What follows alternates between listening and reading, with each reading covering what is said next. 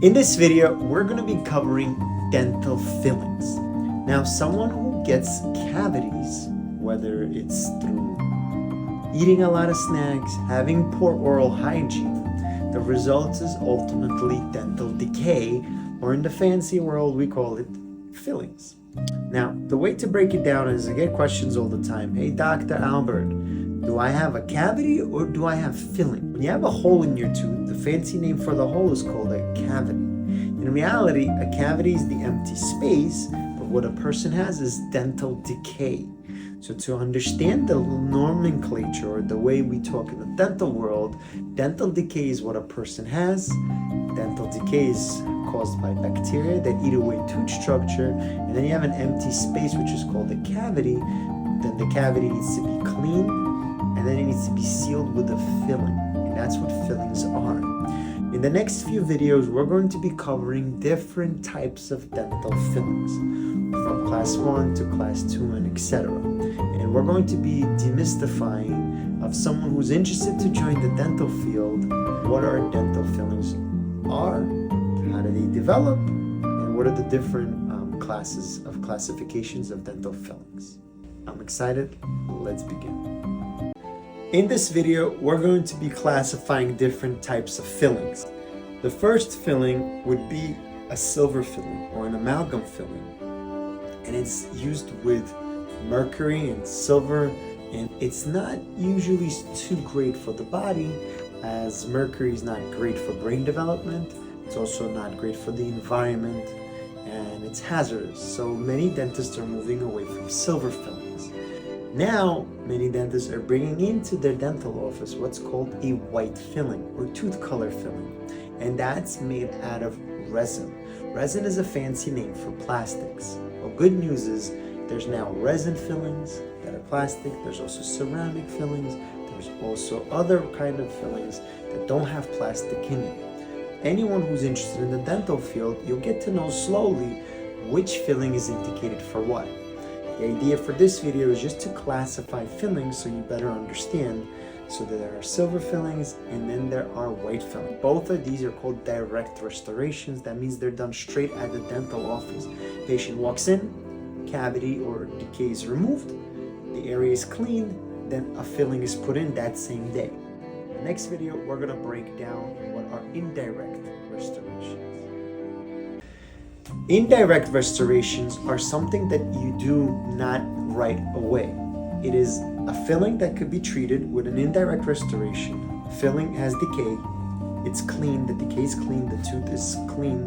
Now the empty space is either taken a mold or scanned with a dental scanner.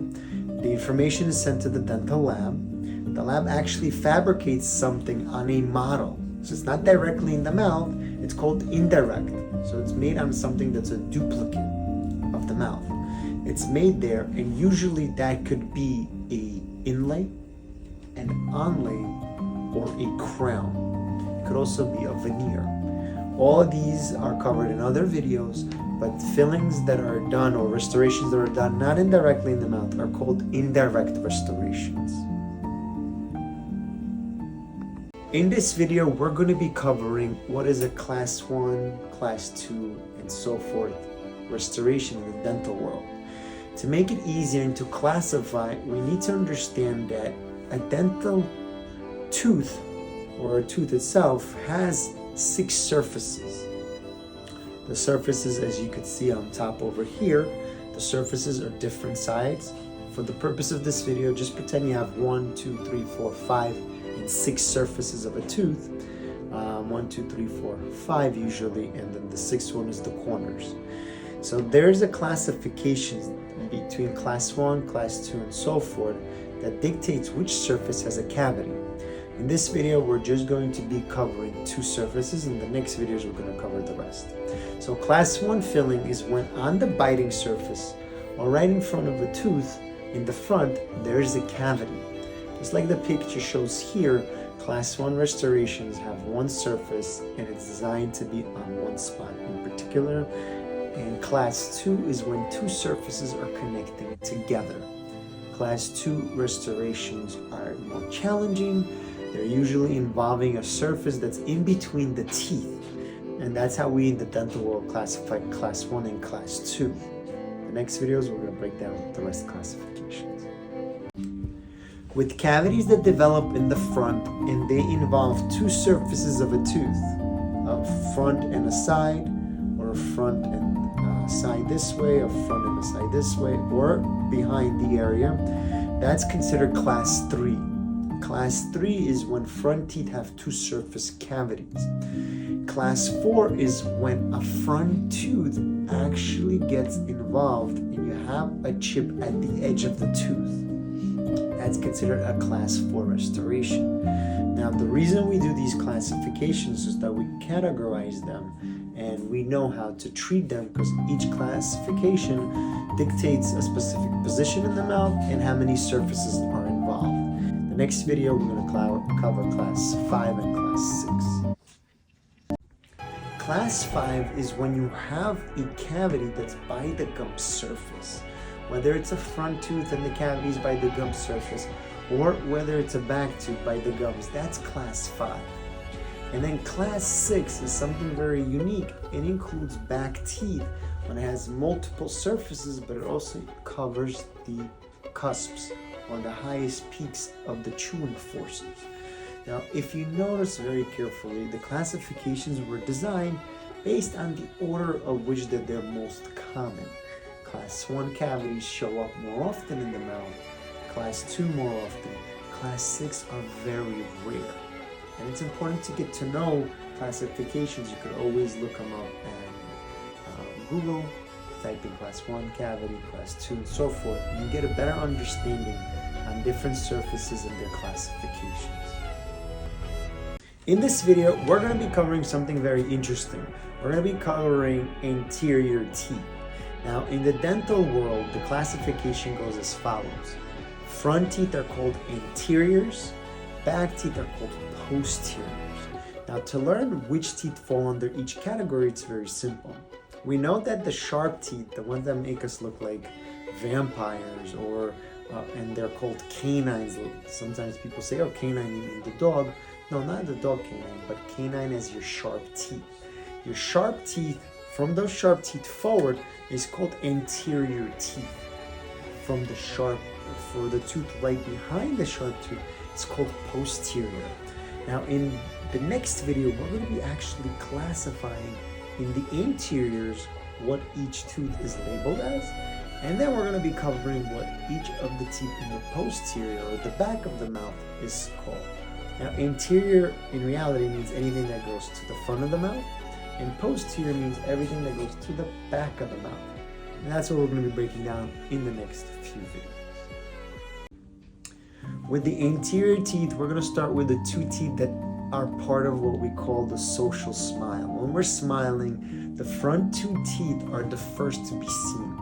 And since they're in the center of your smile, from the right side of your mouth, there's one tooth, from the left side, they're called the central teeth, or the centrals. They're usually the longest teeth. They're the ones that project the most. When you smile, they're the first to see. Think of the central teeth like Bugs Bunny or a rabbit. You know that they're most pronounced and you get to see them. So the first teeth when you smile, they're called centrals. In the next video, we're going to cover what the teeth called to the side of the central teeth. Now that we know what lateral teeth are, we're going to what are canines. Canines are those sharp teeth. From canine to canine, we call them the front teeth or the anterior segment when we smile. And with canines, you get to see it. They're actually called the cornerstone of the arch. Now, the arch means all the top teeth is the upper arch, all the bottom teeth is the lower arch, and your canines are called the cornerstone of the arch. It's very important to know that they're dominating.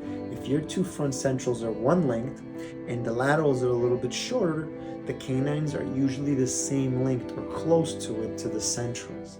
Now that you know what the anteriors are, the next video we're going to be jumping into what posterior teeth are. I guess we're recording. Alright, so now we're going to be focusing on the posterior teeth. In the posterior there are 5 teeth and 5 teeth on each side. We're focusing mainly on the top arch for now, the top teeth. The first tooth after the canine is called a premolar tooth. Now the reason it gets its name as premolar, so there's premolar number 1 and there's premolar number 2. Both teeth are premolars because they go right before the molar teeth. Molars are the back 3 teeth. So premolars, you have 2 on one side, 2 on the other. They're usually a little bit shorter than the canine teeth, and they're designed to chew your food. The premolars are your first chewing teeth. If your front teeth are designed to cut food, the back teeth are designed to chew. So you have 2 premolars on one side, 2 premolars on the other. The next video, we're going to be covering molar teeth. The molars, there are 3 on one side, 3 on the other. Usually the last molar is considered the wisdom teeth. Wisdom teeth come in between the ages of 17 to 32. Molars, there are 3 of them, and they go in order, and they're designed to chew food. Since we're going from the front and we're going backwards, the front first molar, the first one out of the 3, is usually the biggest. The second molar is a little bit smaller, and the third one, the wisdom teeth, is usually smaller than that. And the reason for that is as we open our mouth, the jaw becomes smaller and narrower, so you need to fit enough tooth structure into it and still not be too bulky. Especially we have cheeks that sit on the side. Anyone who has teeth in this position, their molars or their wisdom teeth, they tend to scratch and injure their gums. So we were designed in such a unique way that our teeth start small in the front for aesthetics. They go back where they get bigger for chewing, and they slowly narrow back again. So in the posteriors, you really have 2 classifications of teeth. Even though there's 5, 2 of them are called premolars because they go before the molars, and 3 of them are called molars, with the last of the molars being your wisdom teeth.